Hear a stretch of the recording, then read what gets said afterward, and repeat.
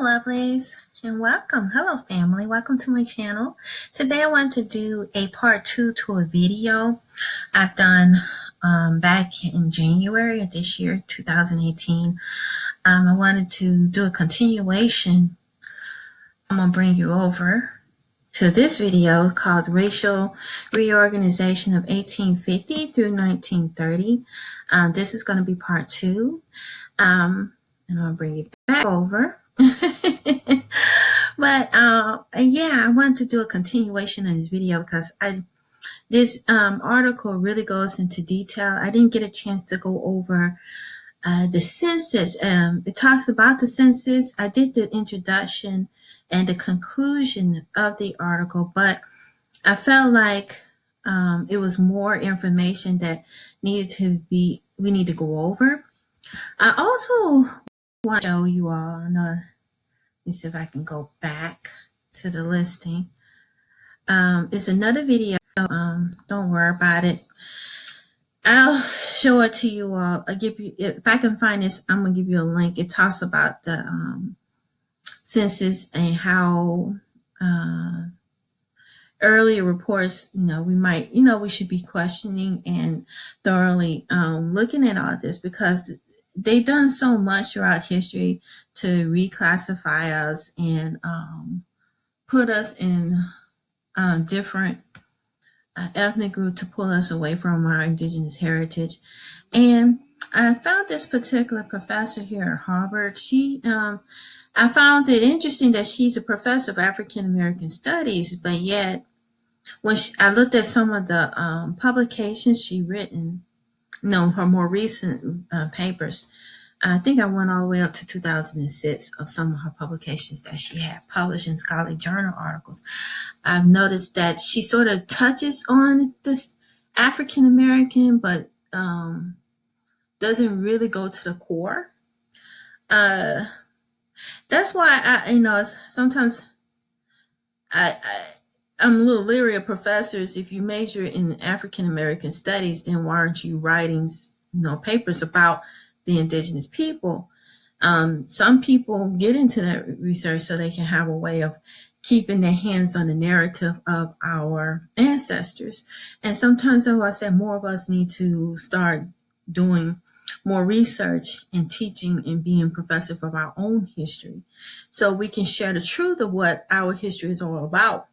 Because I feel that too many people of other ethnic groups, especially Caucasians, is an overrepresentation. They want to keep their hands on a pen and continue writing and scholarly journal articles from their perspective, from their point of view, and scave over our history and put whatever they want to keep the narrative going.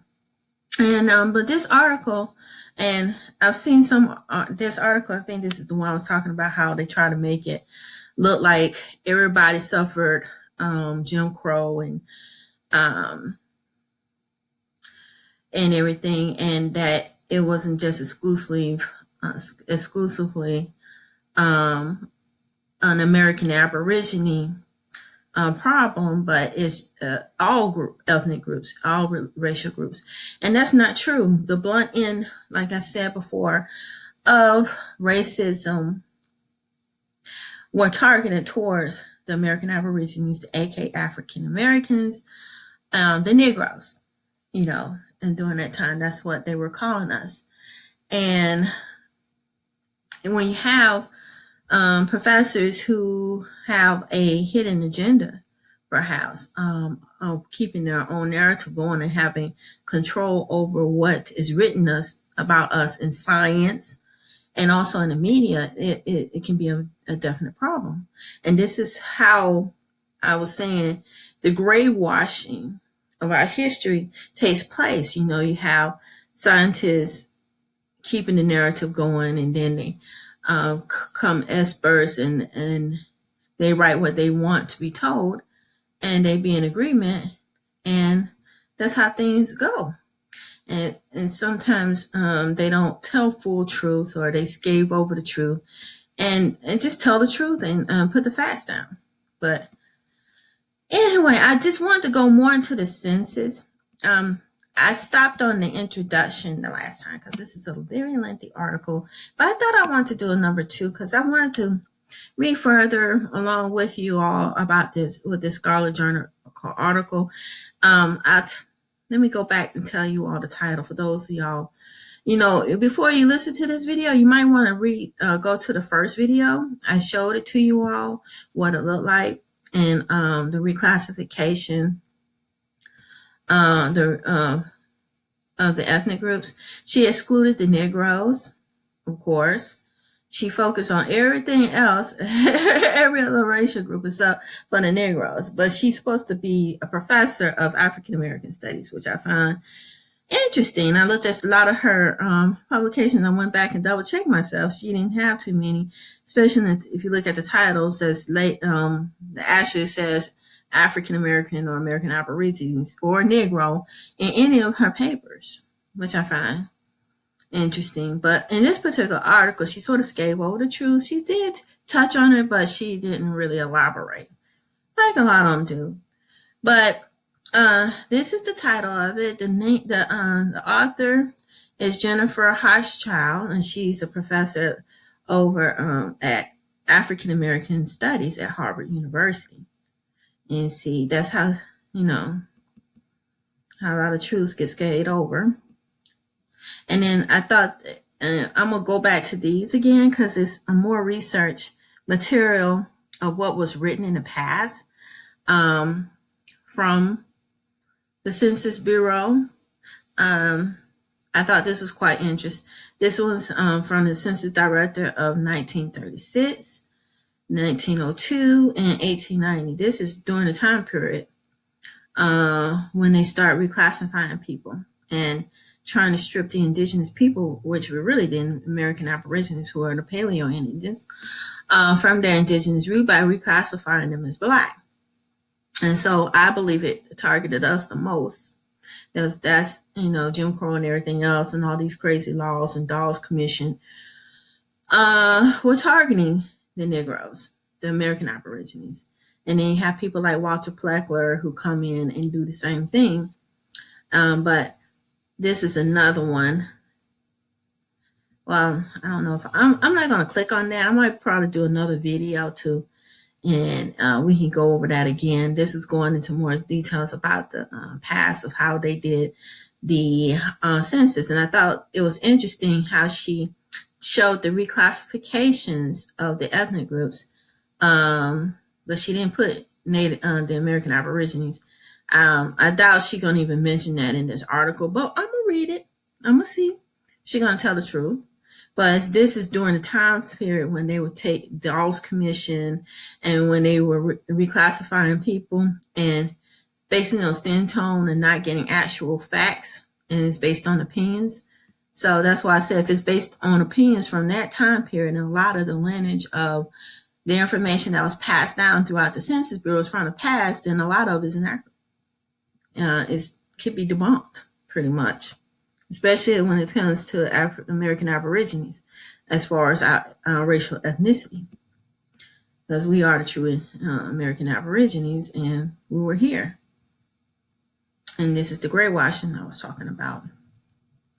And this is how they do it. But anyway, the introduction was pretty much going over, which I did in the last video. So if y'all want to get caught up, go to the first video. This is just a continuation in this video. But anyway, it says here, census and racial order. Border warfare of the most primitive types still is waged in mountain fastness. The darkest page of the annals of crime now are being written. And from their factory prisons, 100,000 children cry aloud for rescue, and hazardous scouts duty into the fields of danger, and Census Bureaus lead. The census is the sword that shatters secrecy, the key that opens tribally guards doors. The enumerator is vested with the nation's greatest right, the right to know and his findings, all battle lines, depends. And I'm assuming this is something she pulled from a particular publication.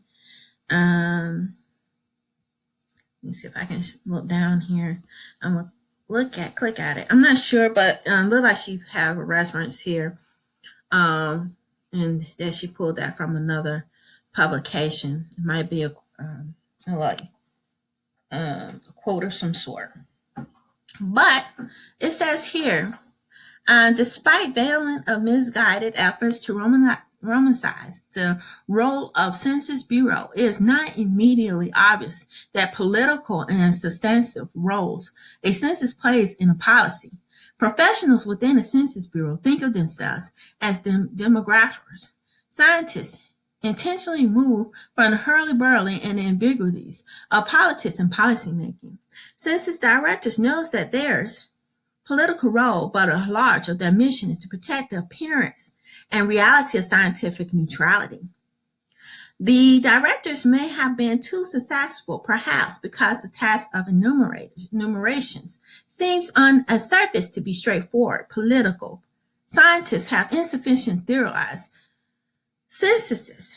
Thus, it's necessary to begin with the big picture about how and why the United States Census and censuses in general are intensively political actors. Whoa. Okay. I got to give this professor a little credit here. Some credit. I'm looking at that. She admits it right here in this paragraph that it's not particularly accurate. She pretty much said it right here. It says right here. It says political scientists have insufficiently theorized censuses. So it's not pretty much accurate. That's what she's saying. That what it sounds like to me. The directors have been so successful, perhaps because the task of enumerations seems on the surface to be straightforward. Political scientists have insufficiently theorized the census, pretty much. And they have been insufficient because it's not accurate. It's based on opinions. And if you go back and do your research, you learn and realize that the census, when they went out and did the census, they didn't bother to ask the people. If you had majority Caucasians and going out doing the census and they are racially biased and no diversity whatsoever, and they didn't bother to ask the people. There's written documentation that said that they didn't even ask the people what ethnicity they did. They just looked at them with their eyeballs and put down what they think, and which is based on an opinion. So if it's based on an opinion from day one when they did the census, then it's inaccurate. Okay, because when you use scientific evidence, you got to actually, especially when you're doing interviews and gathering information, you talk to the people and find out what is what to get accurate information. But back then they didn't. They just put down what they feel. And if they put down what they feel and did not have a thorough analysis of speaking to the people and writing down actual facts and maybe investigating a little bit to get the facts even more clearer, then this is not true. This is just me pondering and speculating. Well, I wouldn't even say speculating because this is what the professor is pretty much saying. She's pretty much saying one and the same. And she said that the census in general are intensively political actors, and that's what they are. It's like they're trying to maintain a certain appearance. Like I said in another video, it's the appearance of keeping this narrative that gray Caucasians are the majority. And you see it in today's how they add and combine other ethnic groups to increase the numbers of Caucasians to make it look like it's more of them here. Just a speculation, especially if you got to combine Hispanic populations and certain groups in of North Africa, just to make it look like in certain parts of Africa, to make it like there's more of you here when it's not. Yeah, that's how they do it. And this article is supportive evidence of that.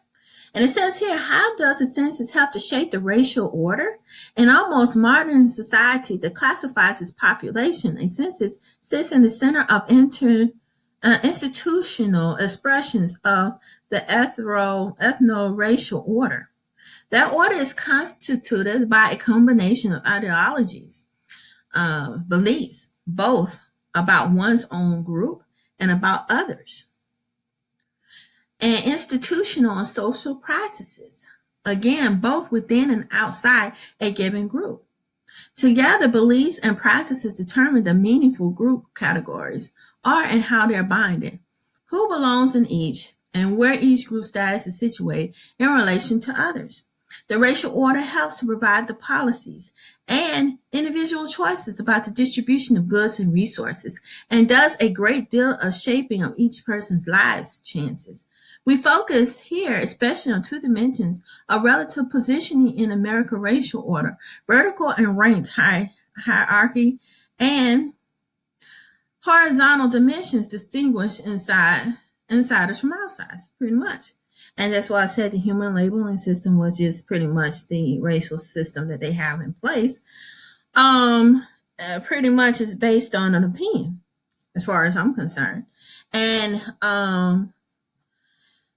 if you got to chomp numbers for certain groups to look larger and reduce and take away numbers, I know, like in the past, they didn't classify blacks as full humans. They probably made them a third of a human, so they had justification to reduce the numbers of actual indigenous people that are here, and that's how they did it. Then they based it on hue, color, and trying to put all the dark skinned Indians into dark group, into the black, and then the lighter fair skinned mulattoes, half-breeds, and all these crazy labels to break up groups and make them smaller, and then having these crazy laws to make one group seem more inferior than the other group, they might have a higher number. And so, and the way she describes this is, if you have a minority group, if it's a minority group that is of a higher number in actuality, but if you're intentionally keeping their numbers low, and if you based all programs and resources that are available to people, it can make people think that certain groups should not get as many resources as others. And it's not thinking, they actually do it that way. It reduces the amount, like you say here, the racial order helps guide the policies and individual choice of distribution of goods and resources. And if you have gray Caucasians as the majority all the time, they're going to get most of the resources, regardless if they are a minority.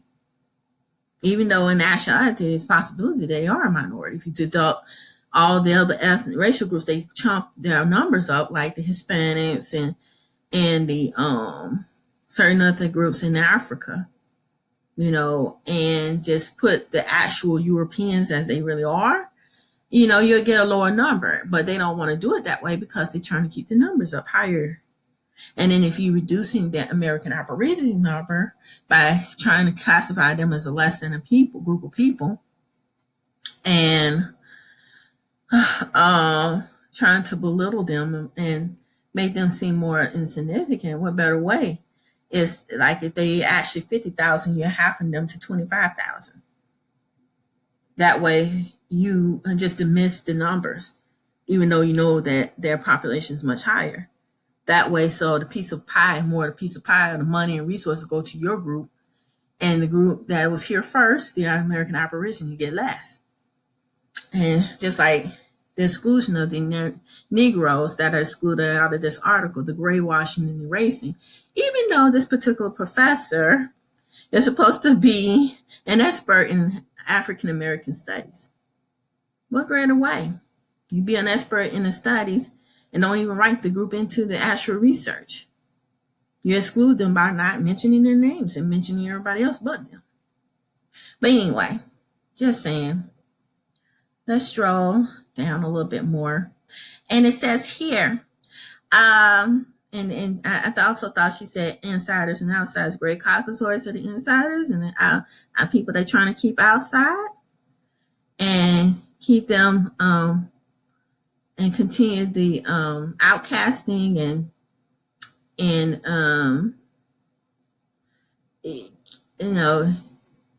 keeping them outside their own homeland, which Martin Luther King always says, are the American Aborigines.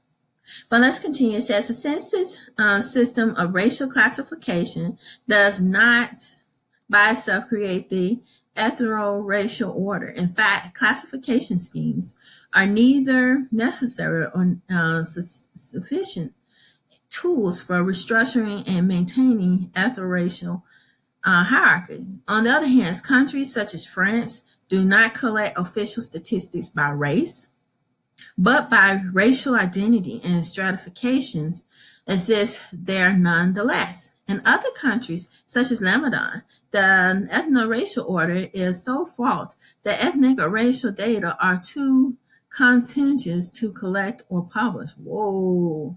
They don't even publish their information. And it says here, classifications may be selective and apply only to a particular group, as distinguished from creating an entire classification system for the population as a whole. Yep. They pick a particular group that they want to get most of the resources and then totally completely exclude the other groups. That's what some countries do. I found that quite appalling. And it says most Latin American countries, for example, do not systematically categorize their population by race, but some have census questions by membership in particular indigenous groups or ask about indigenous language use. Thus, in Mexico, Colombia, and Peru, the census identifies the indigenous but not the African descendant population. The African descendants are the Paleo Indians.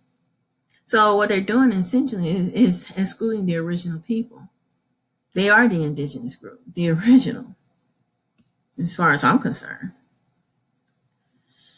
And it says this, and on the other hand, even an official classification system cannot create a sustained ethno-racial hierarchy without support from other social or political institutions. Classification alone will not transform or unrate ethnic order into a rank one. And see, she's giving examples of how globally, in different countries, minorities such as the American Aborigines, the melanated race, people globally, the indigenous people, the bronze-colored people are being excluded globally.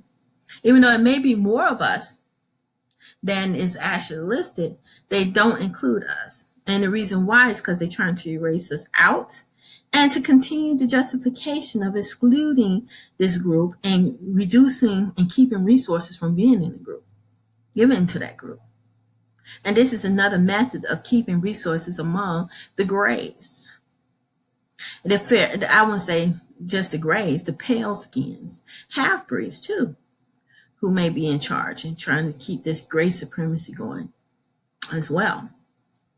Excuse me, you all. Let me test this person real quick. I'm sorry about that.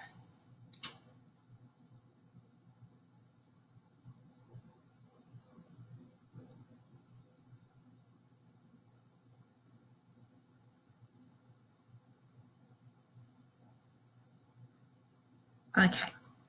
Now, let's scroll down. Sorry about that, you guys. That was an important text. I had to text back. It says, nevertheless, around the world, states increase counts and categorize their populations according to ethnicity or race for purposes of public policy and where they undertake such a task. The census is central. A modern census helps to construct and reconstruct the ethno-racial order in 4 ways, and by providing taxonomy and languages of race, generating the information content, the taxonomy, Facilitating and developing public policies and generating numbers upon which claims to political representations are made. Let us consider each in turn. This interesting. Y'all don't know I got a bachelor's degree in policy studies and regulations, and so I was thinking about becoming a lawyer at one time, and so I'm pretty much familiar with a lot of these policies. I used to work in government, and so I had to look over a lot of these federal regulations and policy makings, and it's true. That's why it's important to do extensive research to know what your population you're dealing with and who the people are. So that way, that could be an equal, in theory, an equal way of distributing resources to people. But if you are excluding a certain group of people and erasing them, that is a way to keep them from being able to receive a fair share or receive a fair amount. And see, this is what this article is sort of showing, and how they do it and how they pass around resources. And then it says here, as many scholars pointed out, census create the official language of taxonomy of a race and imbue them with the authority of the state. Census racial policy defines the meaningful categories, locates boundaries between groups, assign people to one category or another, and indicates which groups are subsets of the subordinate in relation to the another. Race or ethnicity receive meaning in relation to other concepts such as color, nationality, classes of population, languages, place of birth, blood quantum, mother tongue, stock, or peoples. Are racial more biological fits with ethnicities? And mother's tongue truer representation of person identity in the national or place of birth? Did the tiny colony of Ceylon really need 78 nationalities and 24 races to identify its population, as the British apparently thought in the 1871 census of the island? What is meant in New Zealand, where the proportions of the respondents choosing New Zealand nor as ethnicity on the census increases from 2 to 11% over 5 years, as we see below, the terminology which groups are labeled are contributed to determining their position and trajectory in nation's racial order. And see, and that's, I like how she's using the global, looking at other countries and other continents to see how they do their labeling and census from a global method. I think I like how she did that. And as you can see, that's why the census is so important. And that's why we should be challenging the census, because I was reading somewhere that they was planning on adding more categories for Europeans so they can have a track of what part of Europe they're from. And I find that sort of interesting. And I think, too, the census, they want to be more accurate, should have a category for American Aborigines on the Census Bureau, and it should be listed right along with the American Indians. And I feel like, too, they should also go into more detail about the tribes so they can get a more accurate information, because a lot of our information has been done and been passed down from generation to generation, even though it has not, been written in the census because of racism and because of Jim Crow. Just saying. And it says here, second, a census that's filled with taxonomy. Census produces ostensibly objective data about the size of groups, as well as residential patterns, education, income, occupations, marital status, housing, age, and perhaps other characteristics such as religion, voting participation, nativity, and nativity, and citizenship status. Many public and private actors. I like how she described. I'm sorry. I like how this professor described. She described the public and private actors as actors. They're not even being truthful, they're being fake. And I like how she used that. That's a really good description. Actually, that's an excellent description. They're puppets. They're actually actors, and they're not giving the truth out. Maybe gathering information about various groups, but the census uniquely mandated to provide authoritative public information. Exactly. And they have a certain group, probably the rich elite, who makes all the decision for everyone. And they make the decision, and it's not something that is done as a collective, as it should be. It's instead done by a select few. Yeah.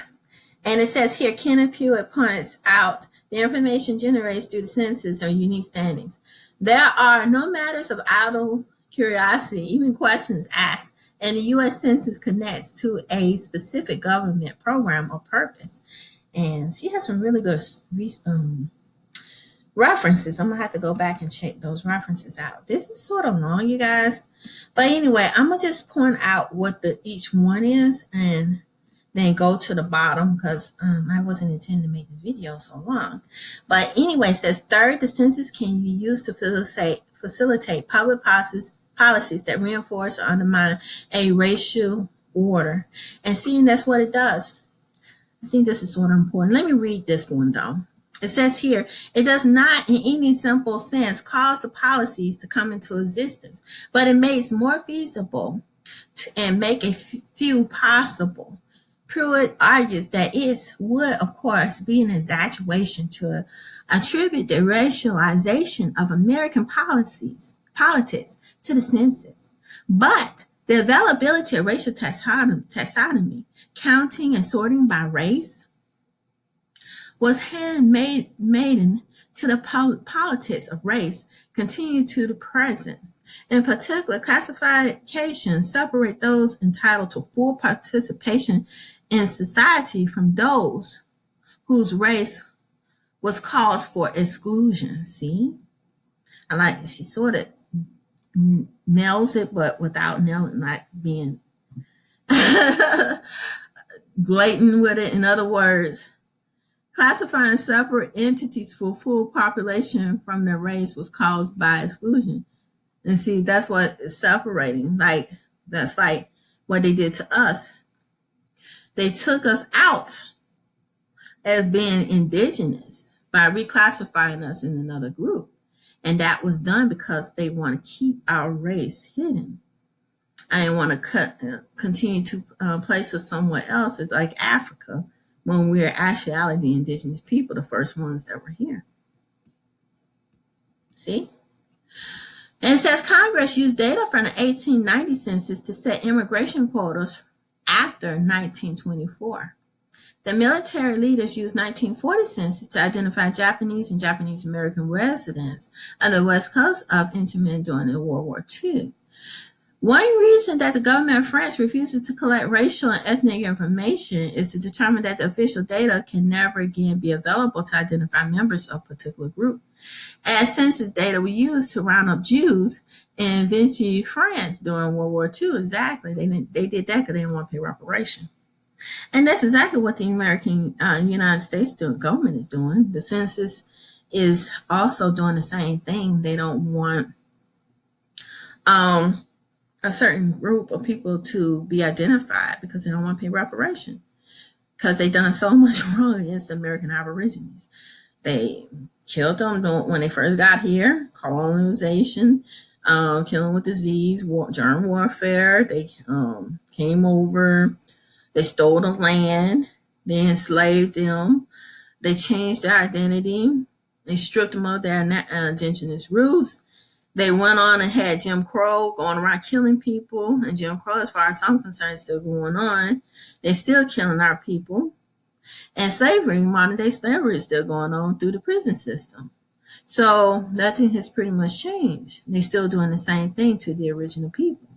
And their pattern of behavior pretty much tells you how they treated the indigenous people are the exact same ways they're treating them right now. So you know that American Aborigines are the original people.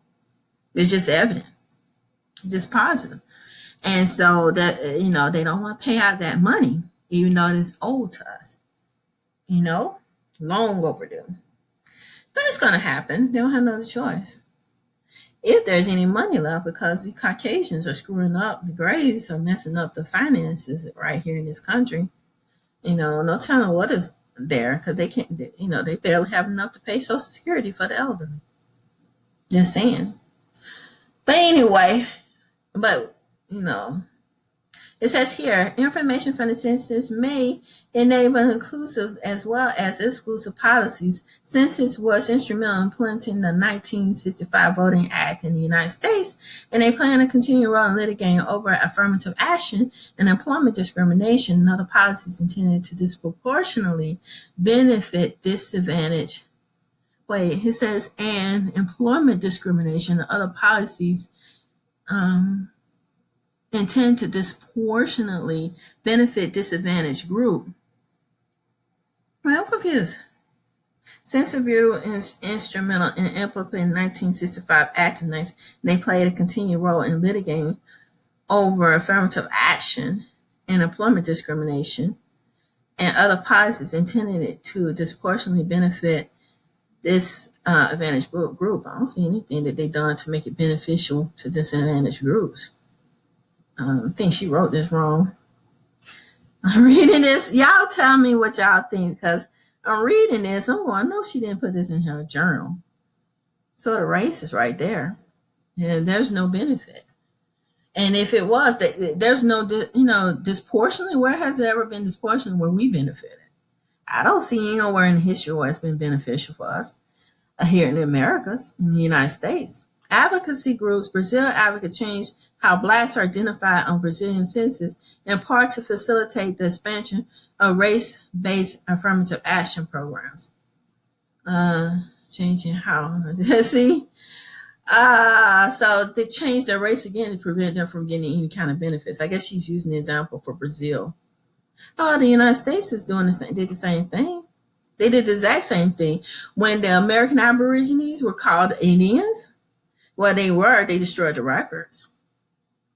And what they did was they reclassified them as Negro, and then these Afro-American and Black American, and now African American.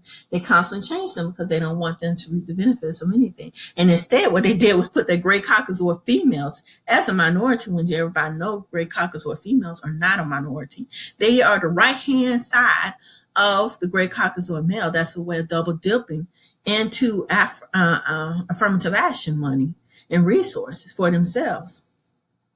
And personally, I don't think Gray Caucasian females should be considered a minority. How can she is the same? She birthed the gray race. They all are the majority. And if they all are the majority, why in the hell are Gray Caucasoid females getting money and resources when they are right side her man, which is a Gray Caucasian male? They are one and the same. They are a team. They try to differentiate being a woman. I'm going, excuse me, really? You Caucasian females and males are a team. She is very much involved in gray supremacy as her gray male counterpart. So, that's a way for them to continue to get more of the benefits. That was supposed to be for American Aborigines, but instead it went to everybody else. It went to American Aborigines. It went to, instead it didn't go to us. It went to gray females, and it went to the gays and the lesbians and to the immigrants. And still, I think we benefit on some things, but we could have benefited more. But it's less to go around because the stuff that we fought for is not really being spread around equally among us. Instead, it's going to everybody else, and it's going right back to the majority race, which is the Gray Caucasians, but through their females. And the females is with her Gray Caucasoid female, and they married or have a family, it's still going back to their family. So if you deduct how much Caucasian females are getting, I would say at least half. And then And you could include the immigrants and other the gays and the lesbians and everything. And then still, if they Caucasian and it's a Caucasian male, he claims as being gay or transgender, it's still dumping going into the minority. So it's still pulling from the Caucasian, from the American Aborigines, to the point where they don't really get a chance to see much of anything. Because it's all the hard work we've been through, we don't get a chance to see it much of it anyway still, because it's given back to the majority ethnic group still. And then it says here, fourth and finally, the census produced information which claims political access and representation are made from the Constitution's 3/5 clause of creating Congress. I'm sorry, I got sidetracked. To judicially mandate and reshape New York City's councilmatic district in 1991 and co-locate locations and magnitude significant groups to affect how legislative districts are bounded, which legislators are chosen. Okay. I'm going to skip that. And then it says, why does, I'm going down here. Y'all can read that. I'm going to put a link to this article. It says, why does the census classify according to race? Why would a state choose to use a census to classify populations according to race, ethnicity at all? Might racial classification take a particular form? There's no clear and consistent answer, except that virtually all scholars conclude that Purpoz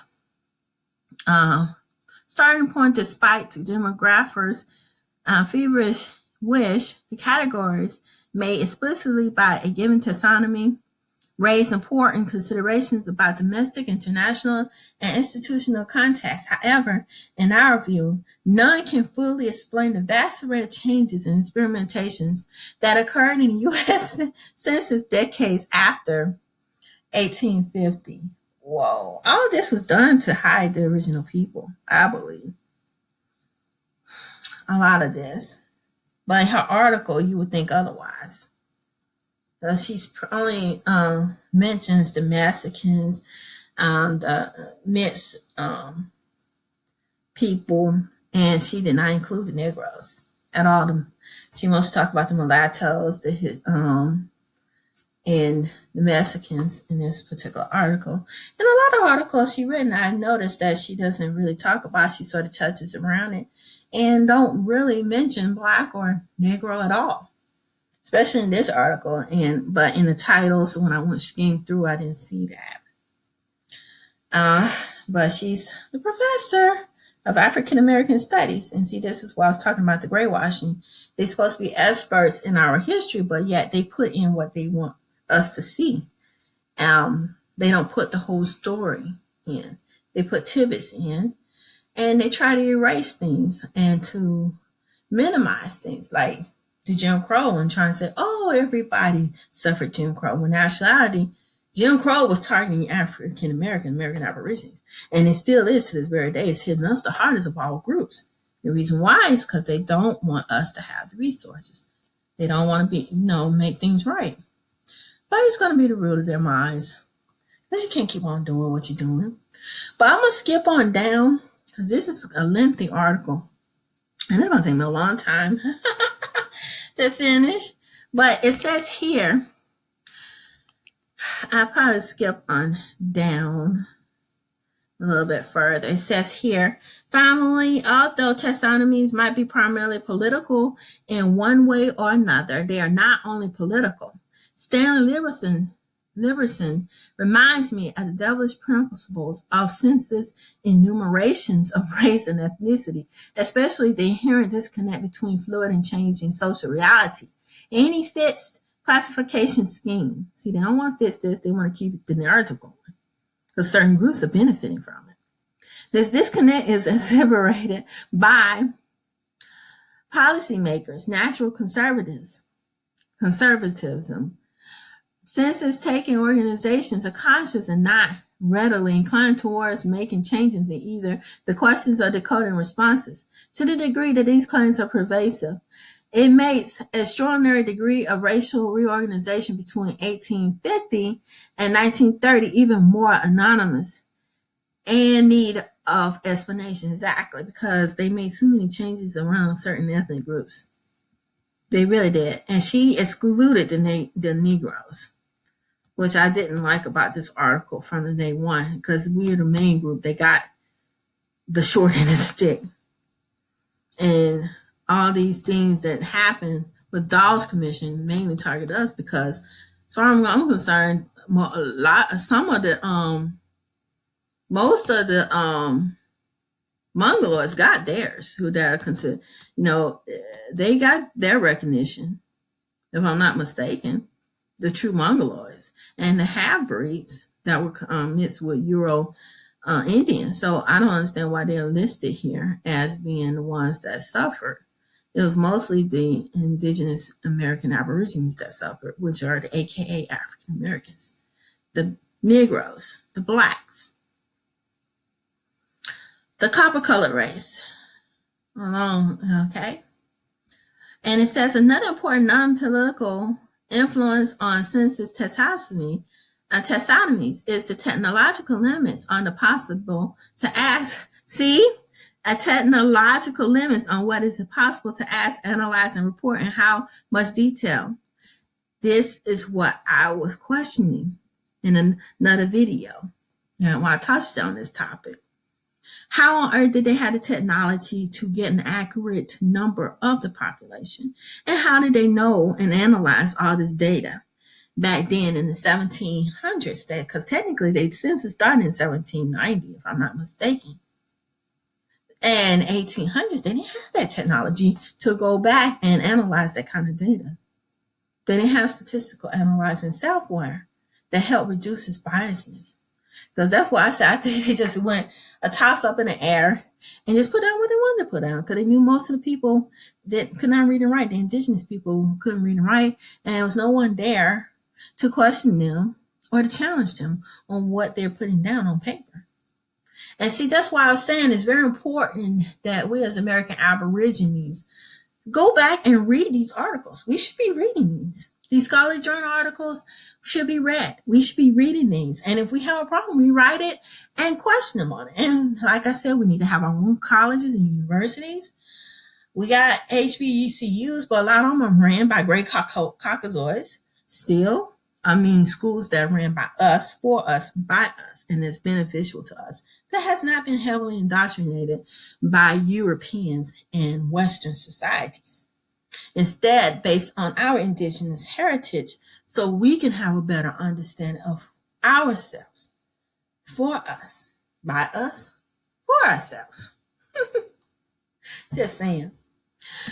And it says here, our period of racial reorganization corresponds with the period of unprecedented growth and expansion and technological capacity of budgetary resources available in the 60s. In the 1790s, the census boasted no permanent office staff and produced a one article length report. By 1850s, respectively, institutionalized office resembled every decade, and by 1910, it was acquired the status of permanent bureaus with directors among cabinet level ranks. From 1850 through 1930s, numbers enumerated per million residents of the United States, a rough indicators of quality, increased fivefold. The office per cost per capita, a number of published pages grew many times over. Technological capacities, as we see it below, may not correspond with human organizational budgetary capacities, but without new technologies, many of the innovative schemes of racial and ethnic classification would simply not have been imaginable, pretty much. And I can see what she's saying. And as time moved on, after the 1800s and 1930s, they probably a little bit more more accurate now because they got technology to do it. But prior to, I would say, the 1930s, we should be questioning them. A lot of these, I think, are inaccurate. I think a lot of it was made up, and I think it was based on racist eugenics point of view. and Great Caucasian's point of view. You didn't have diversity and have people of other ethnicities going in to do the calculations and make it more balanced, whereas equal amount of racial groups doing the actual and collection and have equal amount of people of different ethnicities in the high ranking positions to also decide what will be put in and what will be out. You know, it's always going to be slanted towards the great Caucasians, especially if this everything is written for them, by them, for them to benefit themselves. It's going to be that way. But it says here, in short, ethno-racial taxonomy may emerge from the dominant group's racial ideology, the state's disciplinary control subordinates groups' demand for inclusion and status, international pressures, bureaucrats, conservatism, technological feasibility, and political concerns on the need of apportionment. According to academics' literature, we have no quarrel with a particular argument in this array. All of these approaches tell us something important about the moment of history of the American census between 1850 to 1930. Our quarrel is with them to claim that other characteristics best way to understand the relationship between census and national racial order. And there's no difference as far as I'm concerned. I think it's one and the same. Very biased. Only by understanding census can be and have been used by many actors, which she said, actors, for many purposes, we can begin to make sense of the central role in reorganizing the American racial order between 1850 and 1940. Well, at least she's telling the truth on that part. But she excluded the indigenous American Aborigines in her article. She only focused on a select group. And I find that quite ironic. If you're an African American studies professor, you should be inclusive of the mainly inclusive of the American Aborigines. That's why I have an issue with some great Caucasians teaching our history, because they don't tell the truth about all the stuff that actually went on. So this is it, you guys. I'm gonna stop here. I might come back and do a part 3, but I just thought that was very important. And I wanted to share it with you all. I'm going to put a link to the original that I've done from the introduction. And so this is part 2 about the reclassification.